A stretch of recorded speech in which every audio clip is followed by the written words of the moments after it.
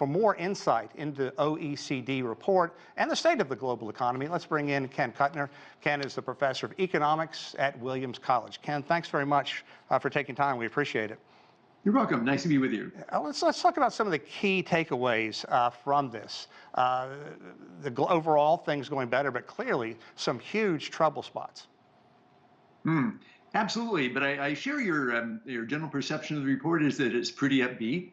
No threatening storm clouds, no talk of recession anywhere in the report.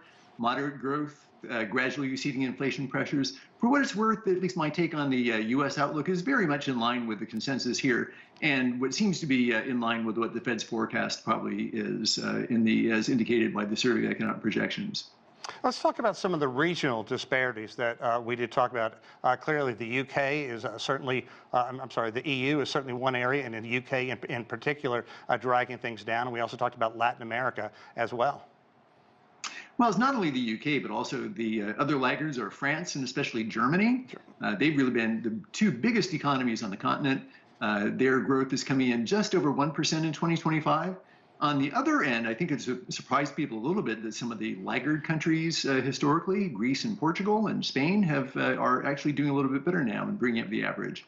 In terms of the emerging markets, you already mentioned, I think you mentioned Latin America, right. Brazil. Turkey is looking pretty good in terms of growth outlook, same for India, and the China growth numbers look solid as well. So it is really a mixed bag around the world. Indeed. To quote one line in there, inflation has been the shock of a generation. Certainly, that's going to leave a mark. And you also talk about the concerns, the ongoing conflicts, both in the Middle East area as well as Ukraine, could be the wild card in all this that changes everything, because you can look at those two things that have been unfolding and point to energy concerns as well as inflation concerns and food security as well in so many areas. Absolutely. I mean, depending on the nature of some of those, the kinds of unrest that could happen, we're not only talking about inflation and petroleum prices, we're talking about things like renewed supply chain interruptions, breakdowns of world trade, and of course, just the general increase in uncertainty, which would be a big damper on economic growth around the world. What policy recommendations do you think the OECD is going to be putting forward? Because if you look at the food and energy prices spiked the most, so that affects everybody.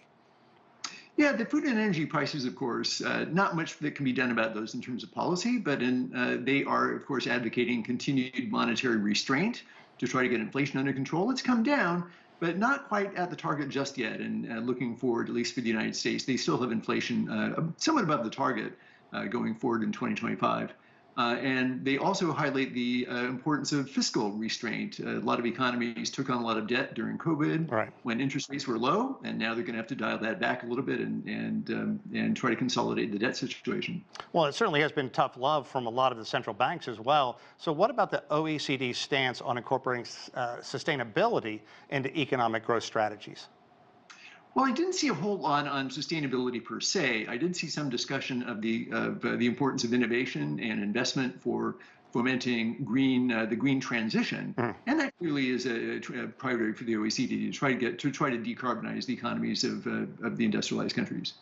And let's also talk about what labor market trends were highlighted in their areas, maybe positive, maybe negative. But one thing that was a takeaway that basically consumer income needs to increase. Consumer income needs to increase, yes. Actually, in terms of the labor market, the one thing that was conspicuously absent in the OECD report was talk of the slowing population growth and hence the slowing labor force growth in many countries around the world. China, Korea's population is shrinking. The advanced economies in Europe are also declining in population. And that, maybe not at the level of 2024, 2025, but at a longer horizon, that has the potential for slowing the overall rate of global growth considerably, I think. Yeah, and we still have that hangover from the pandemic as well.